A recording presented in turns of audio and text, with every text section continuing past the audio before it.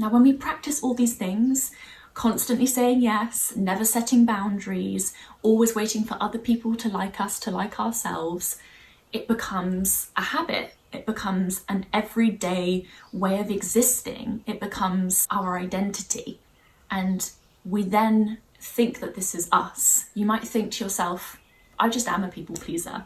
I have been for years. In fact, I always have been and I always will be. You might tell yourself that and you might be really convinced that this is innately you. But I'm here to tell you now, it's not. People pleasing isn't something that is kind of genetic. It's not something that you're born with. It's something that you learn. People pleasers do tend to think that it's the kind of honourable thing to do, to put others first all the time. You might be attached to people pleasing because you think it does more good than bad. You might be quite proud of it. You might think that it makes you a good person. I'm going to challenge that. And I'm going to tell you it doesn't do good for you or for the people around you in the long term. Hello lovely people, I'm Alessia, and today I'm going to be talking about people pleasing, something that I have experience in, something I've seen in the people around me, something that feels very familiar, so I feel very comfortable talking about it, and I come from a very well-meaning place. I don't want to make you feel any shame, because shame is not a motivator, so I want to put that out there very clearly now. This is not a video to shame and blame people pleasers. It's a video to help people pleasers self-reflect. So you watching this video might be a people pleaser yourself. You might be watching this on behalf of another people pleaser. Maybe you want to send it to your friend, your partner, your parent who has this tendency. I think that's really sweet that you're looking out for them. And maybe you kind of have a bit of a personal gain from them watching this video. Maybe you want them to change because their people-pleasing tendencies is getting in the way of your relationship flowing and feeling authentic and comfortable to exist in. So in this video, I'm going to be sharing with you lovely people 3 hugely negative impacts of people-pleasing and what to do to kind of counteract them and to free yourself from the confines of being a yes person.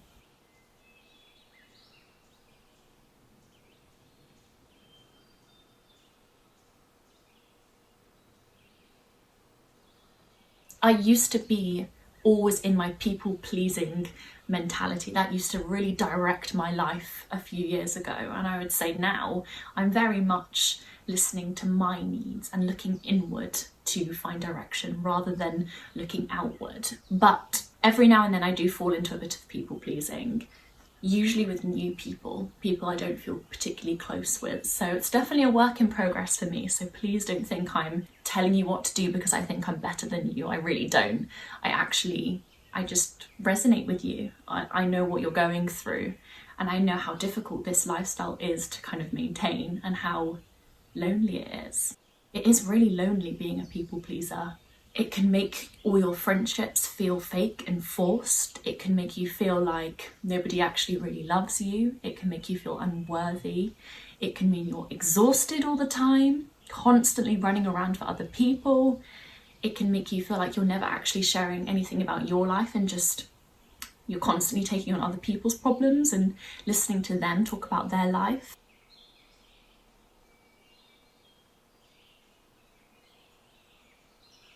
So generally speaking, you might be a people pleaser if you struggle to say no, if you struggle to set boundaries.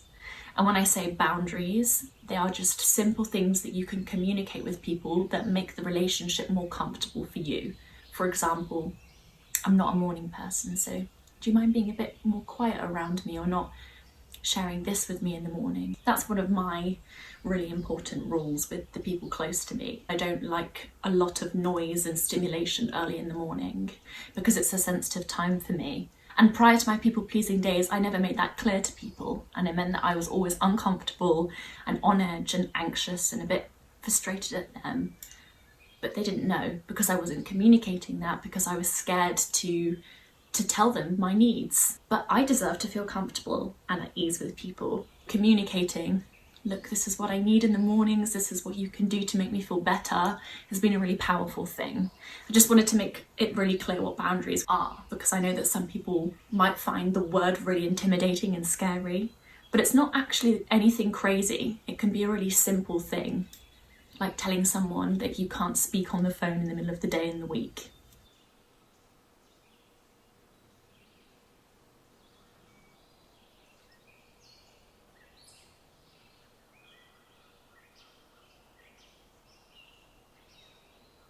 A really big indication that you are a people pleaser is you heavily rely on other people's validation and acceptance to validate and accept yourself.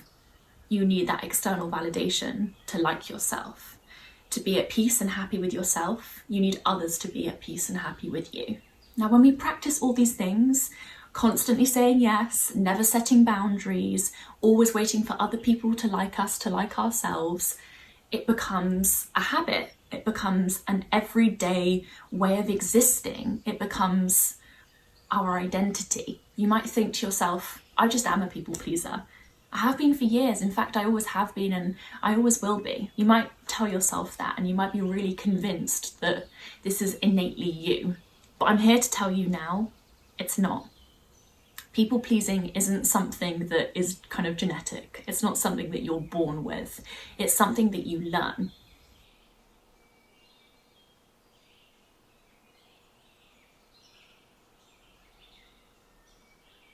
It really isn't anybody's kind of natural tendency in nature to be a yes person, to be the kind of person that sabotages themselves in order to make other people happy all the time. That is not you. And I know you might have told yourself over the years, I'm this person that's liked by everybody. I'm this person that goes above and beyond for everyone. You might have reaffirmed this kind of identity for yourself over the years. And it's really understandable that you think, this is just me.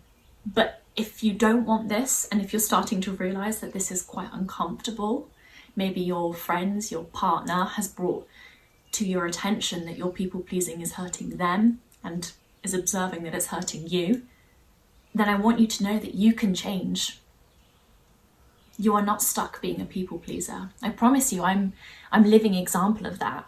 I really used to lean into doing what other people wanted me to do at the expense of my emotions and my sense of self.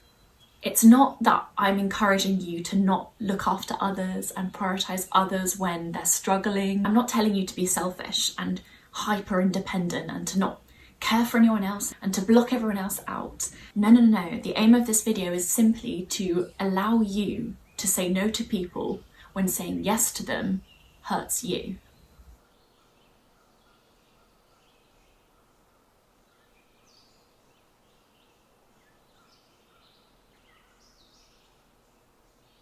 So you might be watching this video because you want to improve yourself for somebody else. You're definitely a people pleaser if that's the case. The one thing I want to make clear now is you can't change for other people. You have to change for yourself, because that's when change can actually occur. Changing our habits and who we are takes so much dedication and resilience and passion and curiosity, and you can only foster these things within you if you actually want them for yourself. So I'm just going to say right now, don't watch the rest of this video if you don't actually want to stop people pleasing.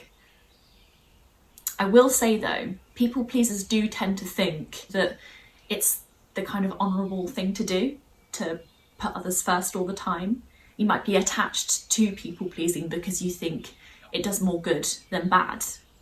You might be quite proud of it. You might think that it makes you a good person.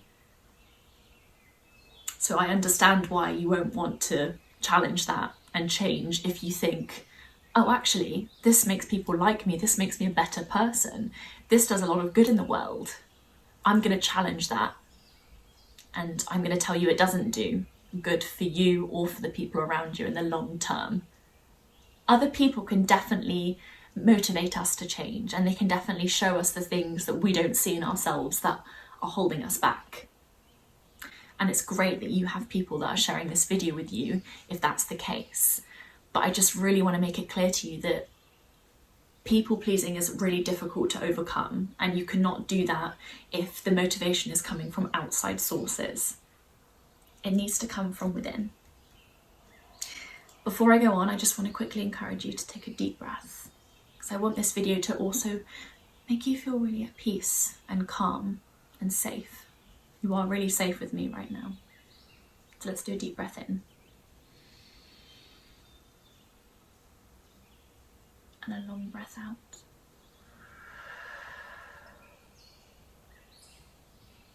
Lovely.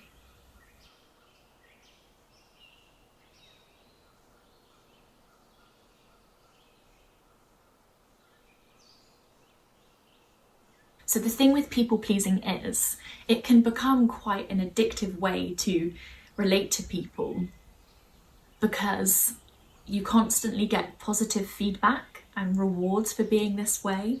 If you go out of your way to help somebody do this bit of work or to finish off this report or whatever, if you go out of your way to help somebody and kind of sabotage yourself and give yourself less time to do what you need to do, even though you're going to be struggling with that lack of time, other people might be saying, oh my gosh, you're so generous, you're so kind.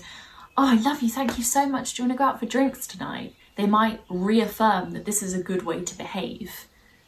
And I really encourage you to not focus on that positive feedback from external forces. And I encourage you to listen to yourself more. When you do these things for other people that really you shouldn't be doing because you don't have the time or the resources, I encourage you to look inward and feel how it feels for you to say yes to something you're not really wanting to say yes to. Focus more on your reality, not somebody else's reality.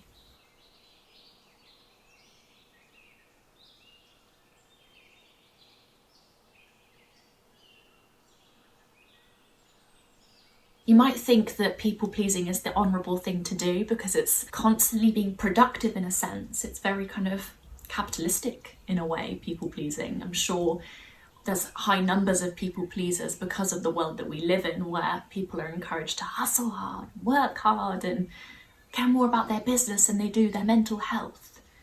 It's no wonder there's a lot of people pleasers, you know, so definitely keep that in mind.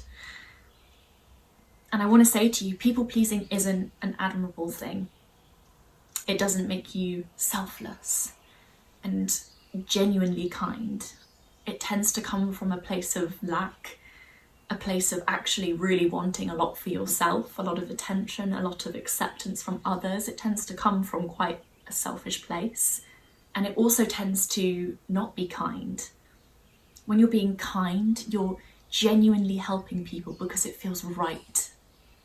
But when you're being nice, you're doing because you want other people to accept you and like you. But it's a loaded act. You're doing it because you expect feedback. You expect people to like you off the back of it. You expect people to talk about you in this really positive light. You want things from it. It's not just a good act that you release into the world. It's a good act that you drop into the world hoping to come back to you.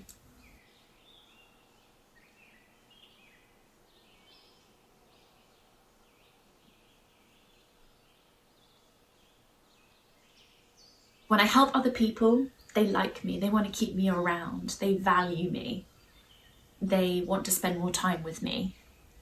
This is the kind of self-talk that keeps people pleasers pleasing. A lot of the people-pleasing behaviours, well, all of them are a consequence of originally a thought. I need to call her. I should go and help him. It starts with a thought and then it turns into a behaviour. Only if we entertain that thought and we categorise that thought as an absolute truth. Not all the thoughts that come up in our heads are truth. Some of them are just random. They're just coming up because you've watched a film that has promoted that message, or because you've heard your mum say that, or you heard your friend say that. Thoughts come from everywhere. We have so many thoughts coming up in our head every day. We can't latch onto all of them because a lot of them will be false, will be misguided, will be coming from somebody else's insecurities, somebody else's trauma. So please reaffirm to yourself that thoughts are not facts and that you can detach yourself from those thoughts Anyway, I've actually given a lot of context and started giving advice already on how to kind of move away from people pleasing. So let's actually get into the 3 negative impacts and what to do to counteract them.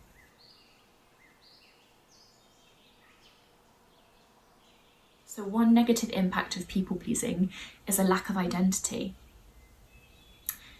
You might find that you're constantly shifting how you present yourself when you meet up with people, when you go to social events. You might find that you're constantly changing what you're saying, how you're saying it, how you hold yourself, what you say about yourself. You might be shifting your humour, your personality, your belief system, your values, your ethics, your passions, just to make other people like you. And of course, everybody is different. So you might find that you're constantly shifting who you are to suit different people. And understandably, over time, this is going to make us lose sight of who we actually are. If we spend enough time pretending, we'll forget. And we'll live in this fantasy land of, oh, I'm this, but I'm also this, and I'm also that. Whatever you want me to be, I'll be it. And as a result of a lack of identity, you lack confidence and you lack self-esteem. When we know who we are, when we've spent time understanding ourselves and listening to ourselves and gravitating towards things that are good for us, we get so strong in ourselves and we let our morals and our ethics and our self-values guide us. And this has extremely positive benefits across all areas of our lives. These days I have so much to do when I'm on my own because I've built up that identity. Whereas when I was in my people-pleasing ways, I just existed for other people. I didn't know what to do in my alone time because I was defined by others. And when others weren't around, I was kind of just open for debate. I was a blank space. And that's a really painful place to be in. It's really easy to not respect yourself when you don't know who you are or what you stand for.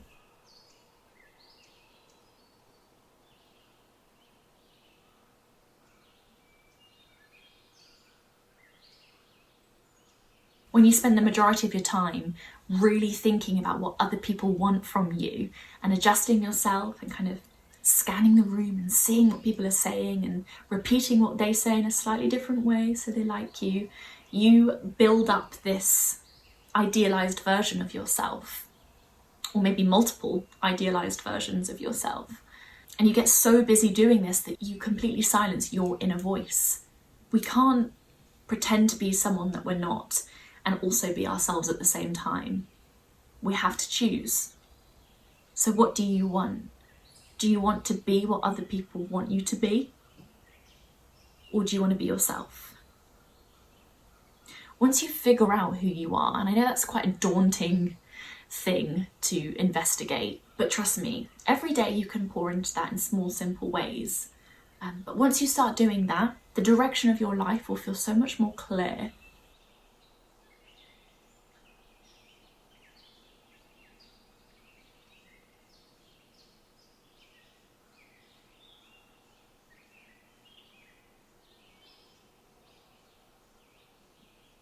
When I used to people please, I was friends with a variety of people that I didn't have anything in common with, that I didn't feel like I could be myself around.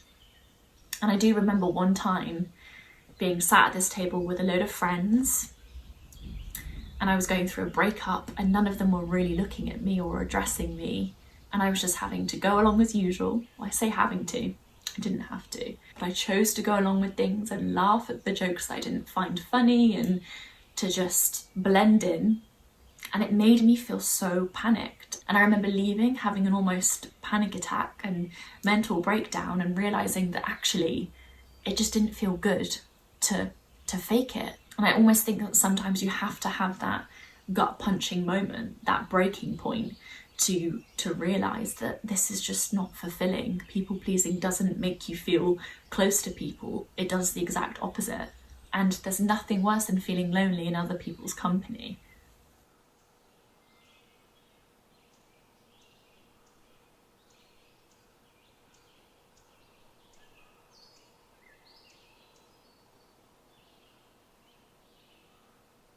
If you spend a lot of time shifting yourself to be likable, personality shifting based on who you're with, you will feel so drained. Meetups won't feel good to you. They will feel like such an effort, and you'll go home feeling quite icky, quite weird. And I really encourage you to listen to that gut, because the gut knows well. When I leave meetups with my friends now, I am energized, I'm inspired, I'm excited. And that's how friendships should feel. We should really listen to our bodies, what our body tells us when we're around people. How do you feel? Do you feel at ease with this person? Do you feel calm? Do you feel inspired? Or do you feel on edge? Do you feel like you have to hide parts of yourself with this person? Listen to your body.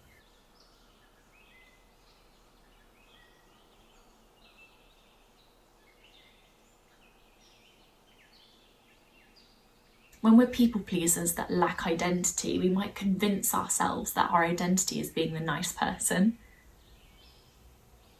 But you can't just be a nice person. Just like you can't just be an angry person or a happy person. We're kind of ever changing and ever flowing, and our emotions fluctuate as humans. We're different people every day. So you can't always be the nice person, because you're not always going to be in a place to be nice. Sometimes that niceness is fake, it's forced. That tends to often be the case with people pleasers. So detaching yourself from that identity, that's really not healthy. I'm the nice person, is a really good idea. Also, being nice all the time is not productive for your friendships. I don't want my friends to constantly be nice to me. I want them to also be honest with me. I want them to be genuine with me. I want them to be open with me. I want them to be vulnerable with me. I want them to be direct with me.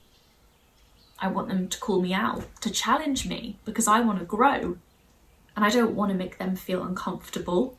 If there's something I could do better, I want to know.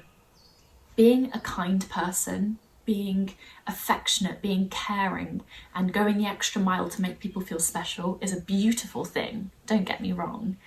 But there are other aspects to being a good person.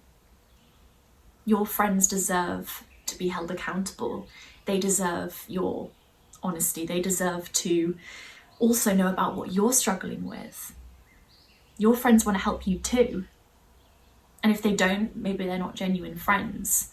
Maybe these are friendships based upon you doing all the time. You doing this for them, you doing that for them. You constantly asking them about their lives.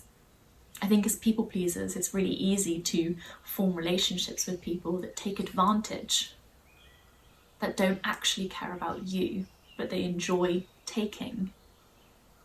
So for those of you that are keen to grasp a sense of self, to form an identity gradually and slowly, to lean into yourself, I've got some journaling questions for you. Number 1, when you think about stepping away from people pleasing, what fears surface for you? Number 2, if you had the freedom to spend your time however you wanted, what activities would you choose instead of always helping others?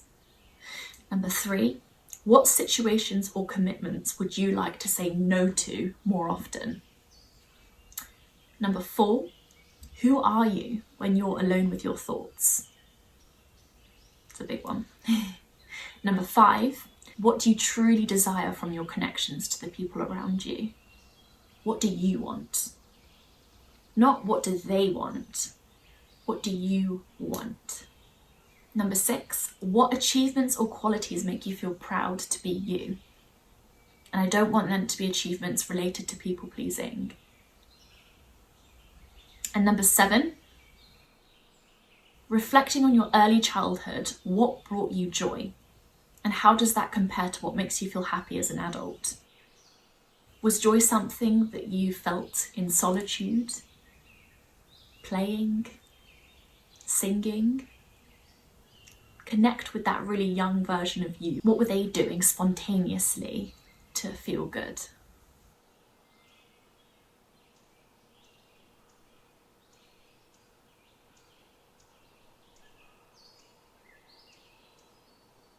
Okay, time management.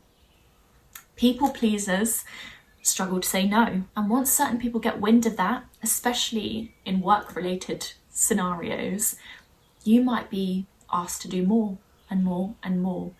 And gradually, over time, your life will just become completely full. You'll have no time for yourself, maybe for the people really close to you. You'll have so many different plans in place and struggle to know what to prioritize. And you'll find yourself spreading yourself too thin. As people pleasers, we do this because we are attempting to come across to people as not just, sweet and nice and generous, but extremely sweet and nice and kind and just the best person ever. It's kind of an obsession to come across the best way. I just want them to really like me. And in the quest to be this unobtainable version of ourselves, we lose sense of time and of what we can cope with and what we can take on. And eventually, when we say yes to too many things and we don't use our no, we let people down. You might be saying yes a lot at work to people, trying to prove yourself and take on so much, but that might mean that your relationships with your friends, with your partners are kind of falling through because you're constantly exhausted from all the yeses you're giving out at work. And you come back from work defeated, fatigued, stressed and frustrated. You can only prioritize so many people, and then you start letting other people down. And more importantly, you let yourself down. It doesn't feel good to say yes to people when your gut is telling you to say no. As people pleasers, we can have really busy to-do lists when it comes to satisfying others. But when it comes to our own to-do list, our self-care to-do list, it can be completely empty. So I really encourage you to take time to fill out this personal to-do list. What do you want? What do you require? Maybe you need rest. Maybe you need some alone time. Maybe you need to be out in nature more. Maybe you need to spend more time doing your passions, painting, singing. You don't need to say no to everybody, but you don't need to say yes to everybody. If you're constantly running around ticking off everybody else's to-do lists, you're going to always be miserable.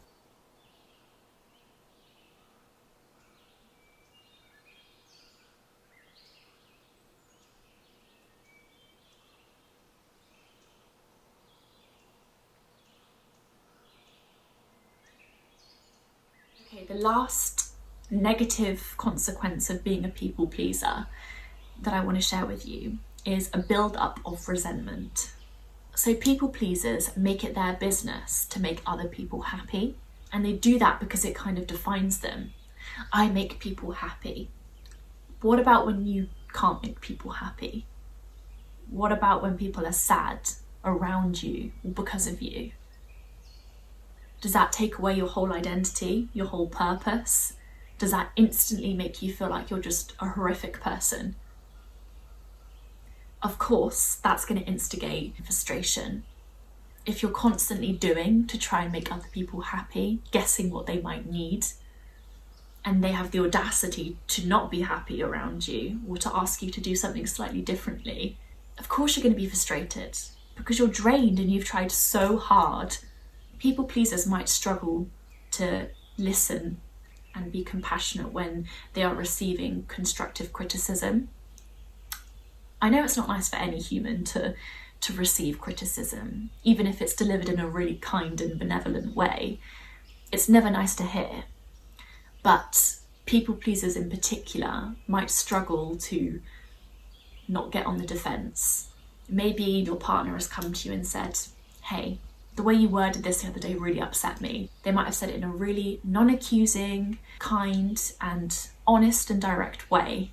And you might have actually had a bit of a hissy fit and got angry, and you might have thought in your head, God, I'm doing all these things for them, but they're still not happy. So unfair. I really encourage you to look at the situation from their perspective. They felt hurt by something and they expressed that in a really heartfelt, honest way because they wanted to improve the relationship maybe.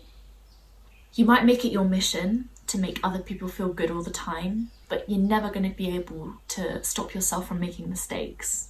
and from saying things the wrong way sometimes, or for getting things confused and not reading the situation well.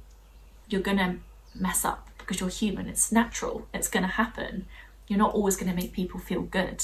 And if you're trying to control how people feel, you're going to constantly be disappointed and resentful because it's out of your control how other people feel. We cannot make other people happy. We can't. We can be a supportive friend, we can listen, we can do kind things out of the goodness of our own hearts if we want to do that kind act, if it feels right, but we can't make somebody feel happiness within themselves. So my recommendation for those of you that do feel quite frustrated a lot of the time, quite angry, quite defensive, is for you to seek out therapy. Anger can be a really powerful emotion and it can be really useful, but it can also be really consuming, and it can be really hard to think logically and from a place of clarity when we're frustrated. It can be hard to make the right decisions when we're angry. That's why therapy is really good, because it gives us a space to externalize our angry thoughts, but in a healthy and kind way, to somebody who's outside of the situation, who's not at the receiving end of your people pleasing. Having a space to look at that anger and to unpick it and understand it and understand what's at the root of it is really great.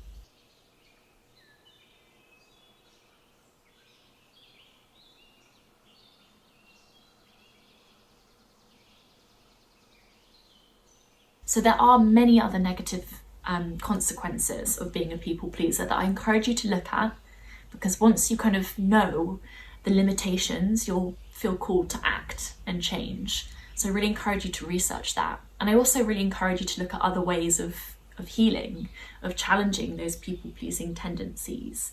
People pleasing can feel so natural if we do it enough. We might have become people pleasers when we were really young, when we were children. That tends to be the case. And looking at childhood is another really great thing. There are so many ways that we can reflect and heal and change. And I encourage you to be really open-minded. The things that I suggested today might not resonate with some of you, and that's completely fine. There are so many other things that you can do. But just being open about things and watching this video till the end and being willing to learn is great. It's probably the hardest step. Although acting different is probably the hardest step. It's one thing acknowledging that you're a people pleaser. It's another thing not being a people pleaser and challenging those behaviours and challenging how you show up in the world. But yeah, I encourage you to continue your journey. If you enjoyed this video, I would love it if you subscribed and joined this beautiful YouTube community that I've got going here. There's a lot of kind people. Thank you so much for watching.